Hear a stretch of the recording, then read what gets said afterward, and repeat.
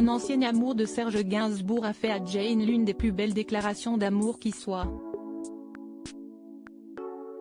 Faisant référence à l'homme dont elles sont tombées amoureuses, cette jolie blonde a su faire un subtil clin d'œil à celle qui a donné un enfant au chanteur.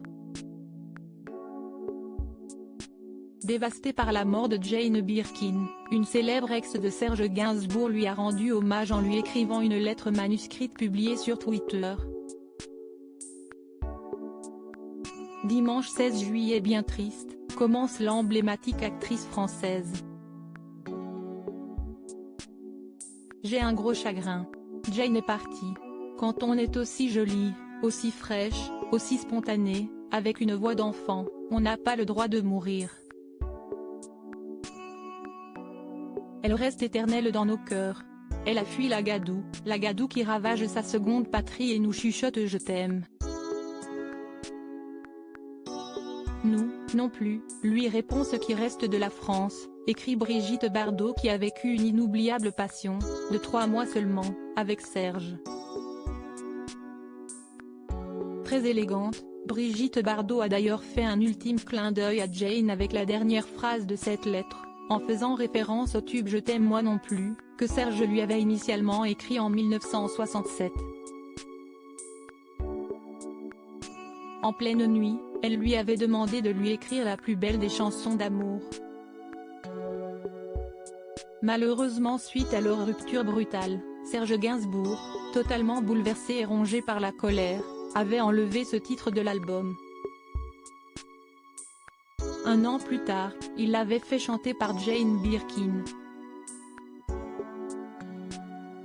Or, Serge avait toujours promis à Bébé de ne jamais la faire chanter à une autre. J'ai cru en mourir.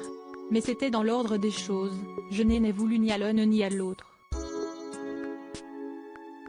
Cette chanson me retombait dessus comme un pavé sur le cœur avait confié Brigitte Bardot.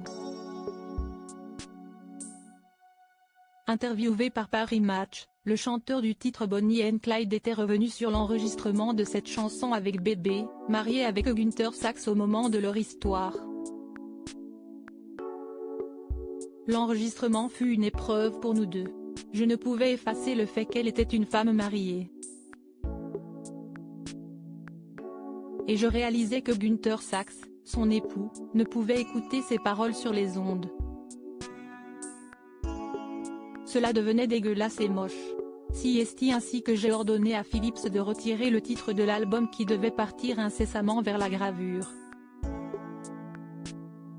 Les voix de Brigitte et la mienne, en fusion érotique et amoureuse, s'endormirent dans un tiroir de phonogramme.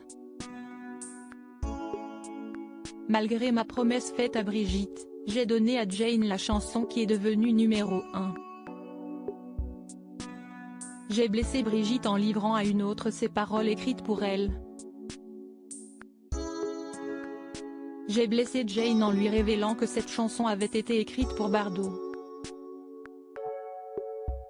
Je le regrette, avait-il révélé. Une très belle déclaration d'amour de Serge qui va à ravir aussi bien à Jane qu'à Brigitte Bardot.